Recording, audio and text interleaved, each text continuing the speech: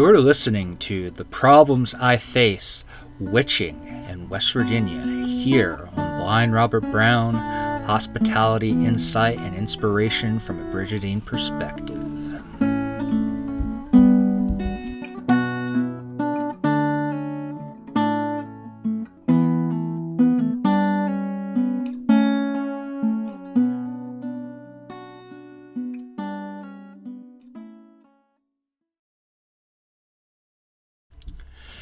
Hey there everybody, Blind Rob here. It feels like it's been forever since I've recorded something for you all. Yeah, I know. I have a terrible habit of saying that in almost every video I've made in the past few years. It's a terrible habit for sure, and it's a habit that I hope to break at some point. You know, break vicious cycles and all that, including going on long hiatuses between videos, which has never been my intention. In fact, I had the start of an amazing run as far as like getting back up and running with my old the old days where I would produce videos all the time. I think the last time I was able to keep up with that kind of schedule was back in 2014, 2016, something like that. I don't remember. But yeah, like back in early 2020, I had an amazing groove going on as far as like putting videos out. And unfortunately, a lot has happened the past couple years since February, March of 2020. And yes, I'm totally aware that, we've all have faced some crazy shenanigans involving COVID. But I have also faced a lot of personal trials and tribulations, growth, development, personal evolution, heartbreak, trauma, angst, what have you. Everything from going through and coming out the other side of an emotional and mentally abusive relationship to falling in love and starting a relationship with one of my best friends, to becoming a fully functional multi-traditional / multiple faith polytheist, practicing more than just Irish and Norse spirituality, to watching my parents slowly decline in their health in their elderly years. It has, basically ending up slowly transitioning and taking over the house that I grew up in. So it's been extremely crazy, and maybe I'll talk about some of that. I do plan on making some videos talking about and going and delving into some of those topics in the future. And I also know I mentioned the same thing about this in another video that I recorded at the same time I'm recording this video. So if you hear more or less the same spiel in another video that I will be uploading here soon, I do apologize. I was just kind of in the same mood when I record that video, I record this video when I record that video. Like, I basically record these two videos in the same days, so yeah, that's why. I just did that one first, and I realized it's going to take longer to upload that video than it is this video, so yeah, anyway. So speaking of this video, I know I'm a couple years behind as far as doing a response to this video. This, of course, being the Witching Where You're From video that was originally created by Brittany, who used to go by the Palm Tree Bewitchery, and who now goes by the Sunshine State Witch. In fact, when I went to go back to try to find her original video, to reference it, I could not find it. I don't know if she took it down or she privatized it.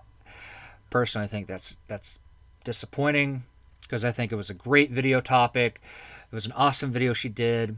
In fact, I've seen a lot of different people respond to that video, and it's amazing. But to each their own. We all have the control and the will and the freedom to do whatever we want with our content. Sometimes we make videos and later we realize, I didn't really like that video, or I'm not as proud as making it as I thought it was. Which I'm not saying that's what Brittany did. There's many I was about to say that there are 1,000 reasons. There are as many reasons as there are stars in the night sky of why a content creator here on YouTube would privatize or even full stop remove one of their videos. And I'm not judging. I think Brittany is an awesome YouTuber. She's definitely one of my favorite YouTubers. Been one of my favorite YouTubers for years now. And so yeah, which is part of the reason why I wanted to finally make this video response. That and the fact I think it's a great topic, and wanting to get back out there and creating content and putting my content forward. I think always the best way of doing that is interacting with the community, and the best way to interact with community is sharing things about yourself. And with topics like these, they are great conversation starters. Though I do realize the fact and acknowledge the fact that I am a couple years behind, so a lot of people probably don't even remember this video, but that I'm responding to. But I don't care, because I'm still doing it because it's awesome. Yeah. So that being said, let's get this party started.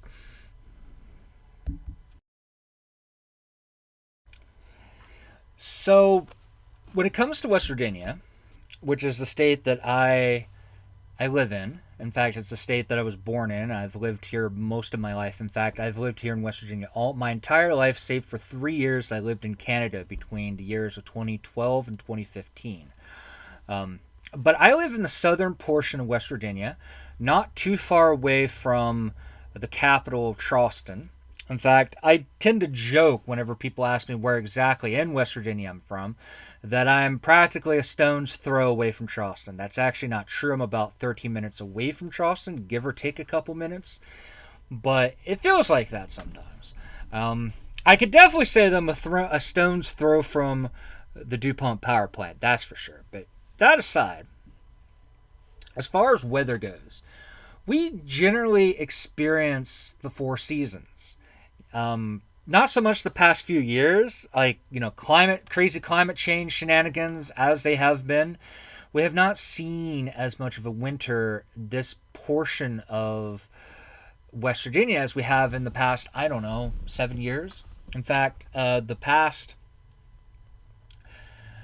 I'd say 3-4 years, it's been a lot hotter during the winter. In fact, I remember last year we only had like one snow the entire winter here. I know that the rest of West Virginia, especially the more northern portions of West Virginia, got far more snow than we did here and had a proper winter. Actually, this year, I don't know if we'll be getting any snow, but it definitely feels like we're slowly moving back to the winters that we used to have, because I feel the temperature, I feel the change in the coolness in the air. Like there's this gradual fight back and forth of it getting down to being extremely cold below freezing, and then sometimes getting up into about 40s, 50s, rarely 60s, and before going back down to where it should be. So I only hope that this is a change in the right direction for the next few years. I could be totally wrong about that, but I do hope that I'm correct about that.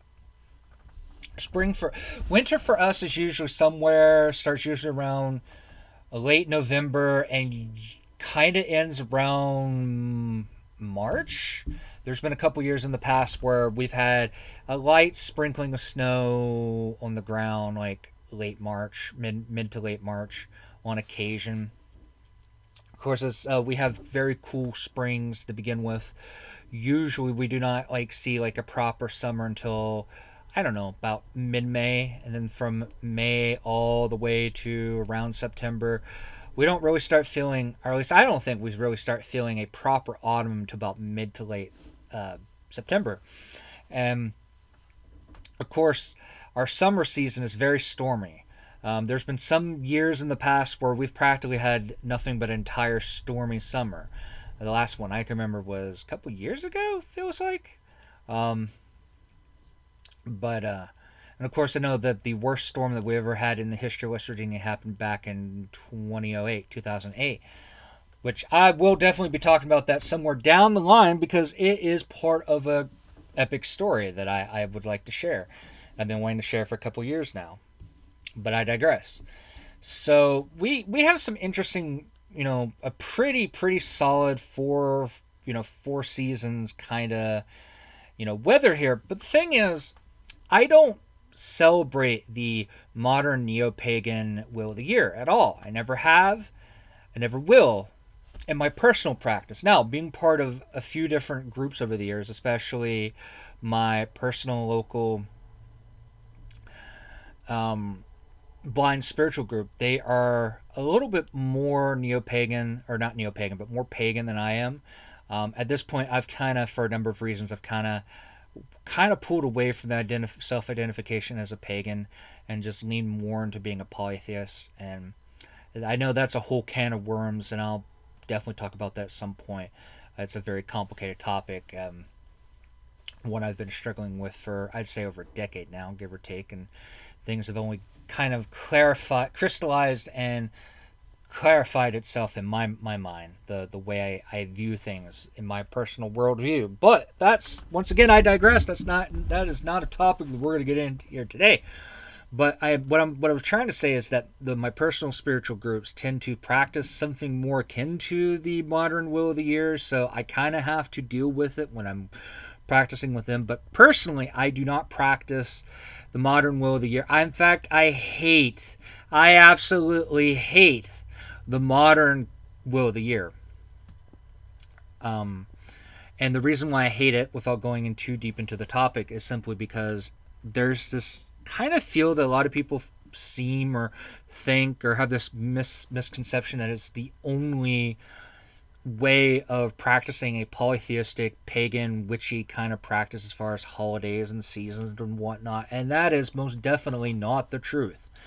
Not only that, but I hate there's just so much I hate about the modern will of the year. I won't burden you all with that topic. I won't turn this video into a rant, but it is what it is. So as far as what I celebrate, my practices are based off of specific folk-based, culture-based polytheistic traditions. Irish polytheism, Norse polytheism, Welsh polytheism, Roman polytheism, Egyptian polytheism, and Sumerian polytheism to some extent. So I don't even celebrate one calendar per se, but instead a number of calendars that kind of overlap with one another.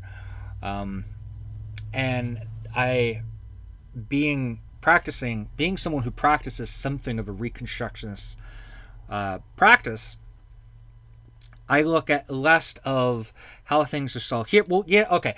Well, it's kind of complicated because I do look at the way our calendars, our weather's patterns go, and I adjust things, adapt things to my local area. But I don't go by the Gregorian calendar when it comes to fashioning where the holidays go or when the holidays should be celebrated. Instead, I go by what we know from the various traditions. And of course, like with traditions like Roman polytheism or Cultus Deorum or Religio Romana, however you want to call it, you have a couple options, a few different options on how you can calculate like which days the holidays fall on. I tend to go with a more lunar-based calendar. So yeah, so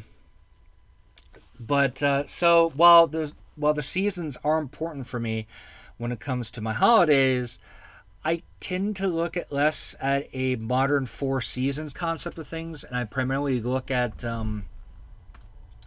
how the ancient people saw it, especially my two primary lenses of polytheistic practice of Irish polytheism and Norse polytheism. So I tend to look at things from a mostly two-season perspective and see fall being an aspect of summer and spring being an aspect of winter. I'll go more into that hopefully at a later date, but yeah. I know this part of the video is very much about, the weather, the seasons, and it definitely one's practice when it comes to holidays. So, yeah. I don't really have an issue with practicing my holidays because in a lot of ways, I'm a solitary practitioner. Yes, I do practice with various people on occasion. I do have close relationships, but first and foremost, my personal practice is a hearth-based practice. It's a home-based practice. So, and to me, that will always be most important. and anything that I do within a community, well, that is just, an extra bonus on top. I mean, it's great, don't get me wrong. Having a community is excellent in whatever way, shape, or form it manifests. But, what I do as part of the different groups I am a member of is somewhat different than what I do personally, by myself. But I don't have any problem practicing my personal holidays by the schedules that I keep.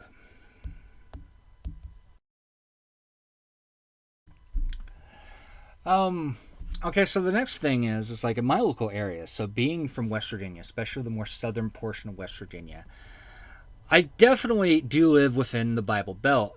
There's some people that joke that we're sort of in the northern portions of the Bible Belt. I have no idea if that's true or not.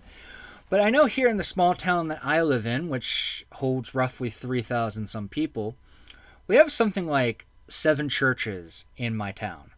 In fact, the closest church to me is the Catholic church the next street over. In fact, I can literally go a couple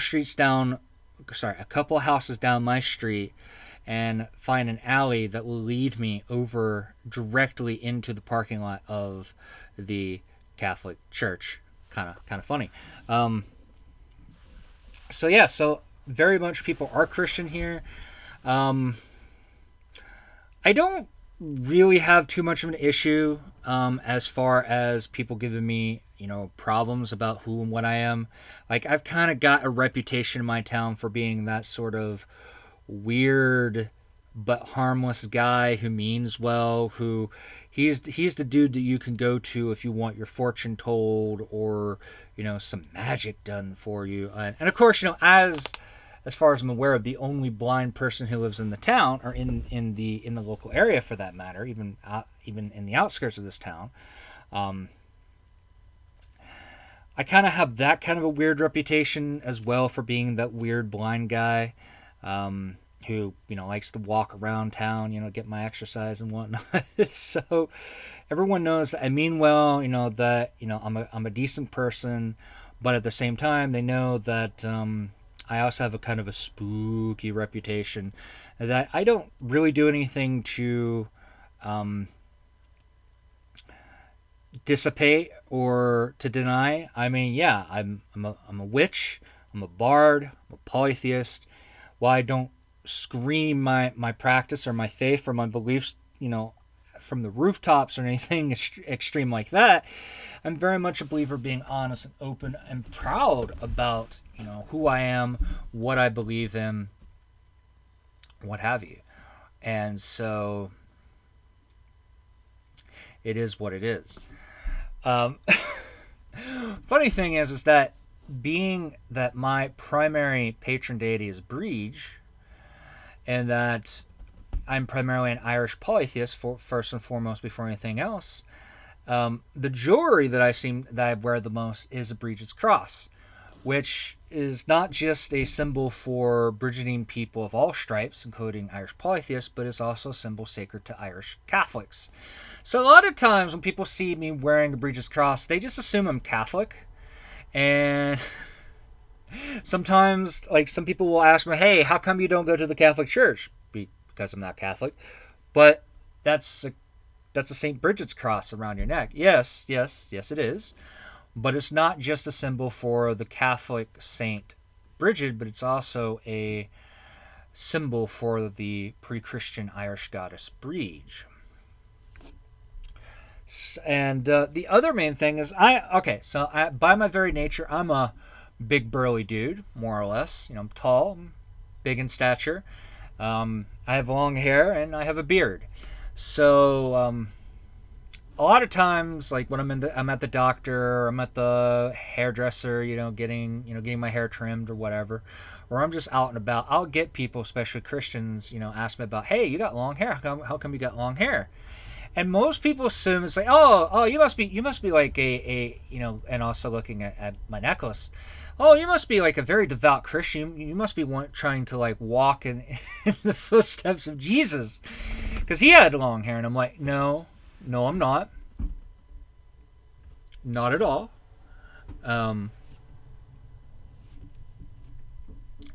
essentially, why I do wear my hair long is I do it for a couple of reasons. First and foremost, because it is a form of religious expression, but also it is it has to do with my gender identity. So I haven't talked about this much on my channel, and because of the way I look, people assume that I'm very much a cis man, and well, you keep thinking that all you want, but that is furthest from the truth. I actually identify as bigender. The pronouns, and I came out as bigender several years ago. I want to say back in 2013, 2014, something like that. So, I do go by the pronouns he, him, and she, her. I also use a slightly different name when I am in what I like to call my female mode, or when I am presenting as female, or I'm feeling very female, and that is Robin. But you can still call me Rob. It's all good. Don't worry about it. And I've never liked short hair. Like when I was a child, my family would make me wear my hair short, and it just drove me nuts. And of course, it took me years to realize it was a combination of things. One, I just like long hair. Two, that it was part of my gender identity, and that I was having dysphoria. In fact, whenever someone messes with my hair to try to cut it short, which I've had people try to do in the past, I suffer from some really nasty dysphoria. So yeah, so while having long hair is a bit of a religious form of expression, as there are some interesting hints in various pieces of lore, some of the traditions I practice, that there's an idea that having long hair is a sign of spiritual might, spiritual strength, spiritual vitality. It's not just for religious expressions, also for gender identity purposes. And just expressing myself in general. But people don't realize that unless they ask, and I tell them. But for the most part, they're just like, oh, he has long hair. He has a St. Bridget's cross. He must be trying to live up to Jesus in some way, which never fails to amuse me. But whatever.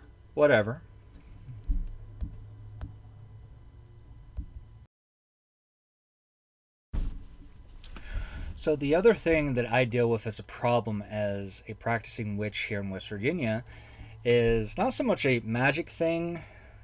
Well, okay, part of it's a magic thing, but more of it goes kind of out of the sphere of witchcraft and more into the sphere of religion and my practice from a spiritual perspective. But, which I don't necessarily think witchcraft is automatically the same thing. I think that they overlap, and it will differ depending on each individual.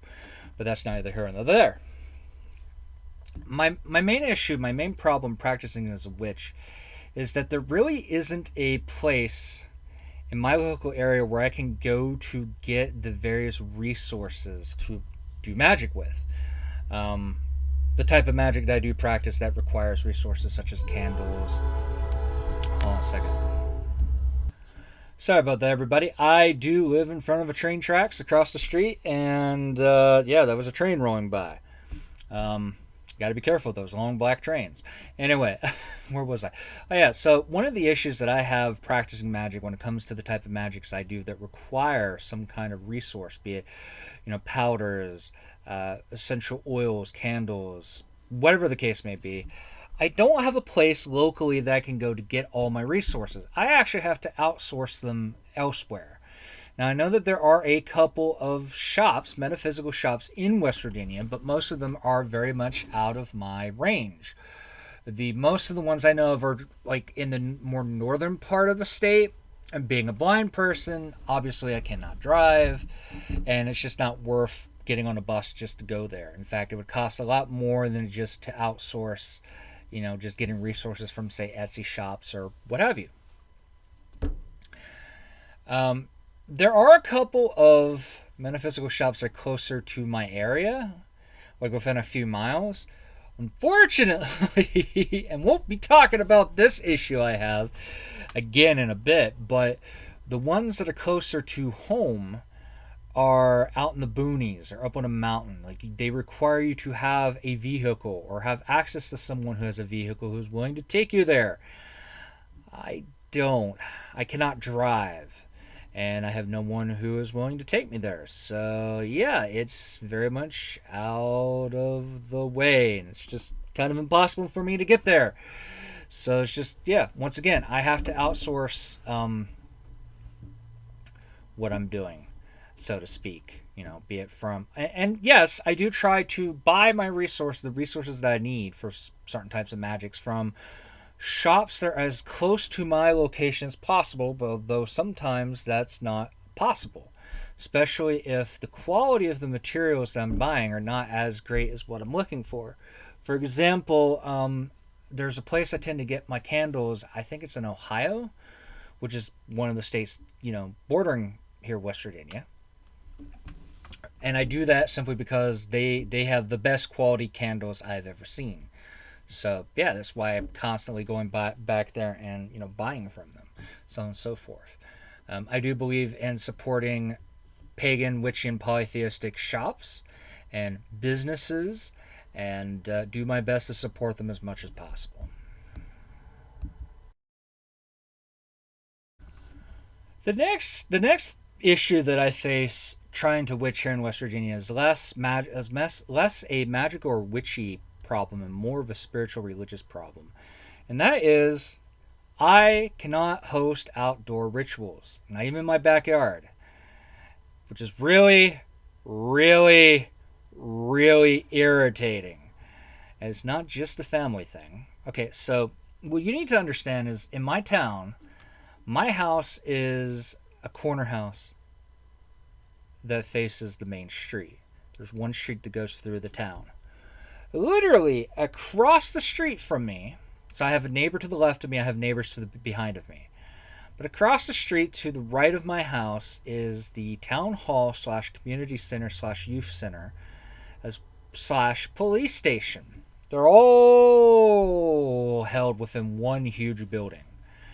And over the past 10 years, this town has gotten extremely anal about what you can and cannot do with your own damn home. Like, my family's house has been in our family for over 130 fucking years. And just a couple months ago, we had to put in a new door because the door that we've had for over 30 years, made from solid oak, was starting to finally rot. So, because crime has been going up just a little bit, we got I think it's like a 5-inch stainless steel door.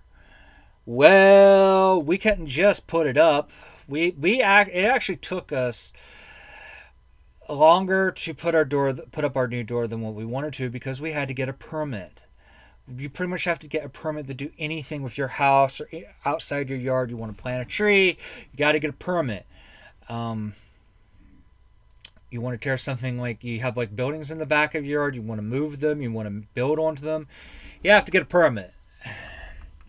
And I've tried doing outdoor rituals, and I've also tried taking my offerings outside, and just there's no privacy. There's no privacy at all. No, I'm always being distracted. People, hell, I've even had one person find me for trying to start a bit of a small fire. I mean, keep in mind, it was self-contained, it was safe, it was in a cauldron full of sand, charcoal, but I had to pay like a $50-$60 fine. So, yeah, I cannot perform rituals in my backyard, which is really annoying. Really, really annoying. So I have since more or less taken over custody of this house. This house is going to me completely to me, more or less. Well, actually, it's going to be owned between me and my brother, but him and his wife already have their own house. So pretty much this place is going to become mine, full stop, after my parents finally pass away. Not that I want them to pass away anytime soon. I want them to live as long as possible, though they are in their twilight years. One has dementia, one has chronic Parkinson's, to the point that his mobility is practically non-existent at this point.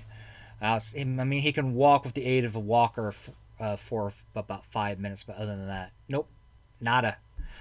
But so, and once again, keep in mind, my practice is first and foremost a hearth-based practice, a house home-based practice. So I just have to do rituals indoors. I mean, I've lit candles, I've had small fires in here before. For the most part, had done them safely. Didn't really have any problems with them. So, I'll just have to do that. But yeah, any kind of like outdoor thing, nope, not happening. Which really, really sucks because it's my home. I was born and raised here. Literally been in my family for 130 years, give or take. But nope, nope, nope. Just can't because people are nosy and people want to get up in your business. And if they don't like what you're doing, then, they can fine you or whatever the hell. It really sucks, but, you do what you can with what you got.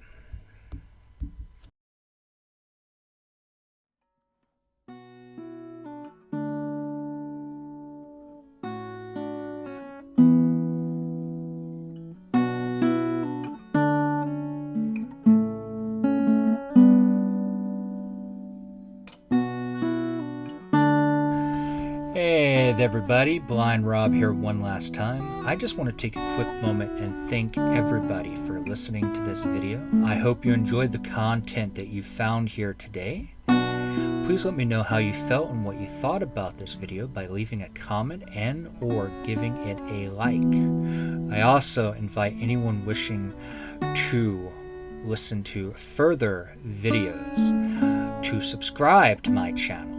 Don't forget to hit that notification bell so you can keep up to date with all videos I create in the future. Last but certainly not least, I also invite anyone wishing to support my content to leave me a donation via either my Ko-fi or Buy Me a Coffee accounts. You can leave a single donation or become a monthly member. Either way, your support helps me to make more content for you in the future. Thank you for your support. Take care, my friends and listeners.